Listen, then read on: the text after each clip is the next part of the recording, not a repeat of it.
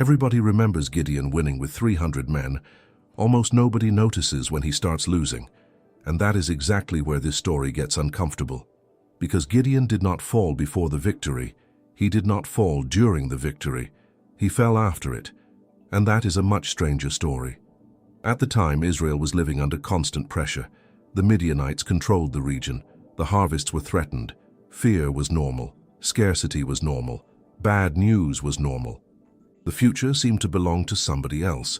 For years, the Israelites had been working hard just to watch other people enjoy the results.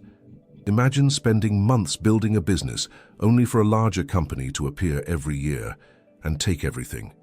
That was basically the national experience, and in the middle of all this appeared Gideon, which sounds impressive. It wasn't, because Gideon entered the story hiding, not leading, not inspiring, not conquering, hiding. When the angel called him a mighty warrior, Gideon probably had the same reaction most people would have had. Are you sure you have the right person? Because nothing about Gideon looked heroic. His family was insignificant. His position was insignificant. His confidence was insignificant. If biblical heroes had a draft system, Gideon would not have been an early pick, and Gideon knew it. That was actually part of the reason he kept asking questions. Part of the reason he kept asking for signs. Part of the reason he kept looking for reassurance. He was deeply aware of his own limitations, and strangely enough, that was not his biggest problem, because weakness creates challenges, but weakness also creates caution. People who know they are fragile tend to move carefully. People who know they need help tend to ask for it. People who know they are not in control tend to remember that fact. And this is where the story stops being simple. Most people assume Gideon's greatest danger was insecurity. It wasn't. His greatest danger was what would happen if that insecurity ever disappeared, because defeating the crisis does not mean someone knows how to handle prosperity. And defeating fear does not automatically protect someone from confidence. In fact, sometimes the second battle is worse than the first, especially when the first battle ends with victory. And Gideon was getting closer to that victory, closer to the famous army, closer to the impossible odds, closer to the battle everybody remembers, the battle that would make him a national hero, the battle that would change everything. And unfortunately, not all of those changes would be good, because the most dangerous thing about Gideon's story was never the weakness that made him doubt himself. It was the success that would eventually give him reasons not to, and that battle was only beginning. The problem was never Gideon feeling small. The problem was what would happen when he finally stopped feeling that way, because at this point in the story, Gideon was still cautious, still hesitant, still unsure, still asking questions, still needing confirmation. A lot of confirmation, because Gideon was not the kind of person who received one clear answer and calmly moved on. No, Gideon needed the answer, then another answer, then a sign, then another sign, then maybe one more sign, just in case heaven had accidentally clicked the wrong file. Because some people do not want an answer. They want an answer with a certificate, a signature, and a government stamp. And Gideon was very much in that category, but honestly it made sense. Israel was crushed, Midian was powerful, the enemy looked stronger, the future looked closed, and Gideon did not exactly look like the man who would fix the national crisis. He knew his family was weak. He knew his position was low. He knew his confidence was not exactly walking into the room first, so Gideon kept looking for reassurance. And this is where the story becomes more interesting than it first appears, because his insecurity was not only a weakness, it was also keeping him dependent. Every time Gideon doubted himself, he looked beyond himself. Every time he felt uncertain, he searched for direction. Every time he remembered his limits, he remembered he needed help. And that mattered, because weakness often keeps people alert. People who know they are vulnerable tend to move carefully. People who know they can fail tend to listen longer. People who know they are not in control tend to avoid acting like they own the universe. Usually.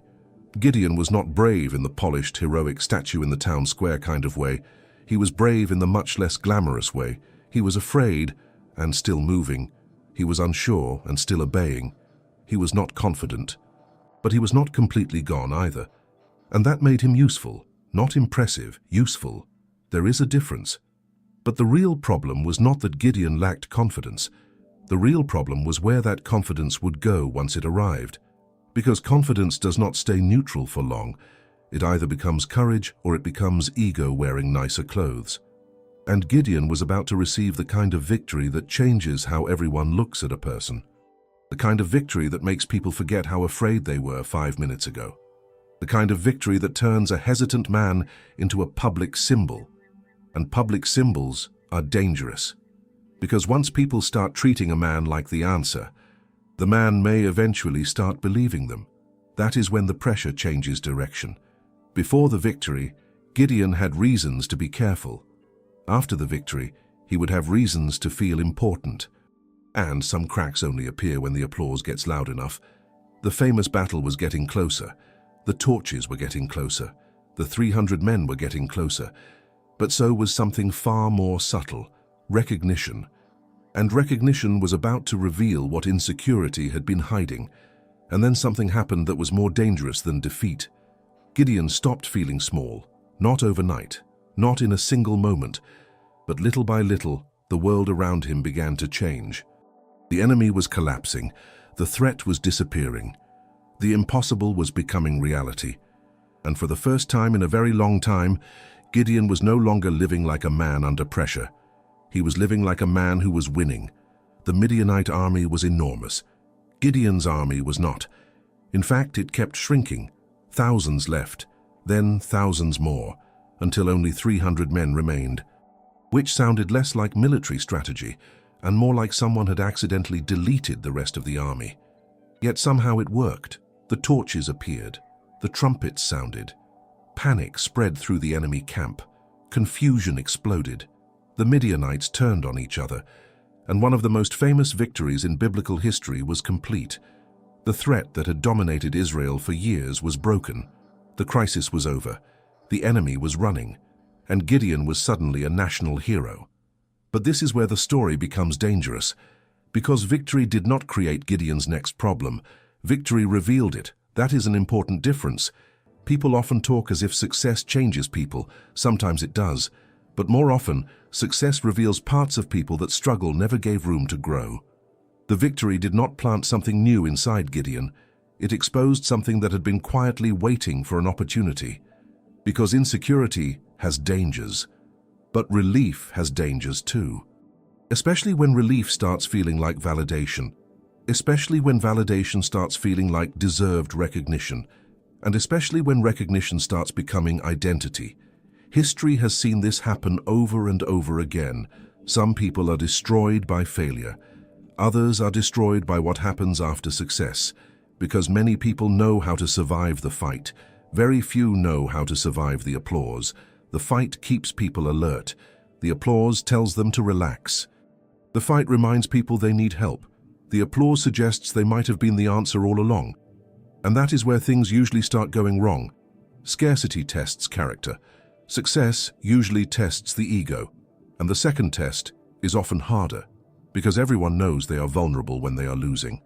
Not everyone remembers it when they are winning. And Gideon was winning. The people admired him. The nation respected him. His influence was growing. His reputation was growing. His importance was growing. And the dangerous thing about importance is that it rarely announces itself as danger. It usually arrives disguised as reward. One compliment, then another. One celebration, then another. One reminder of what you accomplished, then another. Until eventually everyone around you starts treating you differently, and if that continues long enough, you may start treating yourself differently too. That is what made this moment so important. The danger did not appear when Gideon doubted himself. The danger appeared when he started believing himself without the same caution. The man who once questioned everything was becoming the man nobody questioned, and that almost never ends well. The battle against Midian was ending, but another battle had already begun, a quieter battle, a deeper battle, a battle against the effect of his own success, and the next scene would reveal just how far that battle had already progressed. And this is where the story reaches the part that almost everybody skips. The battle was over. The Midianites were defeated. The crisis was behind them. Israel was safe. The victory was complete. And for most stories, that would be the ending. Hero wins. Enemy loses. Everyone celebrates. Credits roll. But Gideon's story has one uncomfortable habit. It keeps going. And that is where things become dangerous.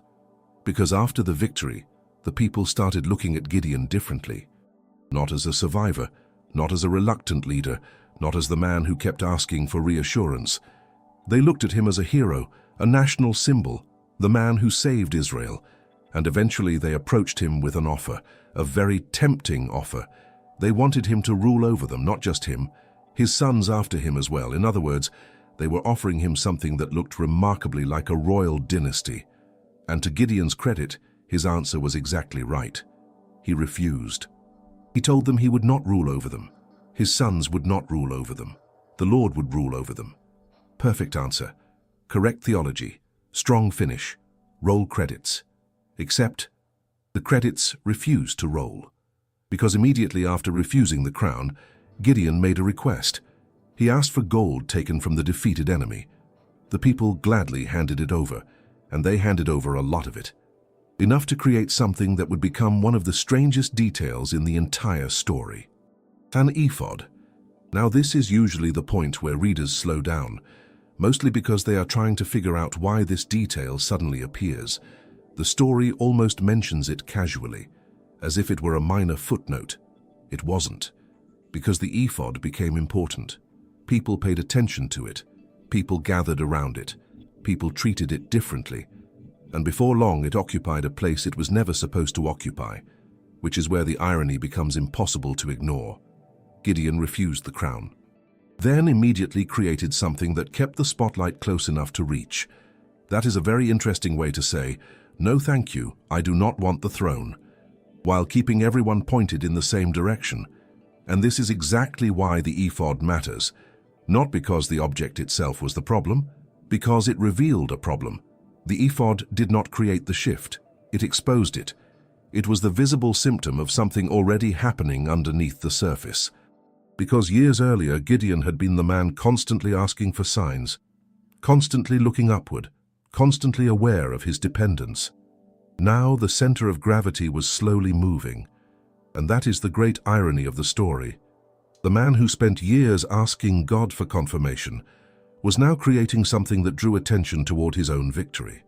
The man who won with fewer resources than seemed necessary was beginning to trust the success more than the dependence that produced it. And that pattern is far from unique. A company survives every early crisis, then collapses because it starts believing success is automatic. An athlete stays disciplined while chasing greatness, then becomes careless after reaching it. A leader remains humble while building influence, then forgets the habits that made influence possible. The pattern repeats throughout history, and Gideon was walking directly into it, because the battle against Midian was never the final test. The final test was always going to be what happened after the victory, and the title of this story was no longer sounding provocative. It was starting to sound inevitable. So no, Gideon did not fall because he was weak. He fell when he finally stopped feeling weak. And that is what makes this story so uncomfortable, because most people expect the danger to appear at the beginning, when Gideon was afraid, when Gideon was uncertain, when Gideon was asking for signs, when Gideon was hiding from the Midianites. That version of Gideon looked vulnerable, but vulnerability was never the thing that destroyed him. In many ways, it was protecting him, because weakness kept him cautious. Weakness kept him dependent. Weakness kept reminding him that he needed help. The real danger arrived later, after the victory, after the applause, after the admiration, after the influence, after everyone started treating him differently, and eventually, after he started treating himself differently too. That is the part people often miss. The story is not really about Midian. Midian was the visible enemy. The deeper battle was always happening somewhere else, inside the man who won, because defeating an army took one battle. Surviving victory required a lifetime, and that second battle turned out to be harder. The Midianites could be identified, they could be confronted, they could be defeated. Success was different. Success did not arrive carrying weapons. It arrived carrying compliments, recognition, respect, influence, the kind of gifts that rarely look dangerous when they first appear. And that is why so many people never see the trap. Failure usually announces itself. Success rarely does. Failure humbles people automatically. Success often asks them to do it voluntarily. And history suggests that one of those tasks is much harder than the other. That is exactly what makes Gideon's story feel surprisingly modern, because this is not only a story about an ancient judge, it is a story about human nature. People survive rejection, then become addicted to approval. People survive obscurity, then become dependent on attention. People survive criticism, then start believing every compliment. The circumstances change, the pattern does not. And Gideon became part of that pattern, not because he lost a battle, not because he lacked courage, not because he failed before the victory, but because the victory slowly started changing where his trust lived. That is why the ephod mattered. That is why the admiration mattered. That is why the story refuses to end where most summaries stop. Because the most important lesson appears after the famous part, after the 300 men, after the torches, after the trumpets, after the impossible victory. The real test began when the battle ended. And that finally brings the story back to the title. Gideon won with less, far less. Less resources, less strength, less certainty, less confidence. And somehow he won. But the tragedy is that the victory everyone remembers became the beginning of the struggle nobody remembers. Gideon defeated the battle that looked impossible, then lost the battle that nobody could see. And maybe that is why his story still matters, because many people know how to survive failure. Far fewer know how to survive success.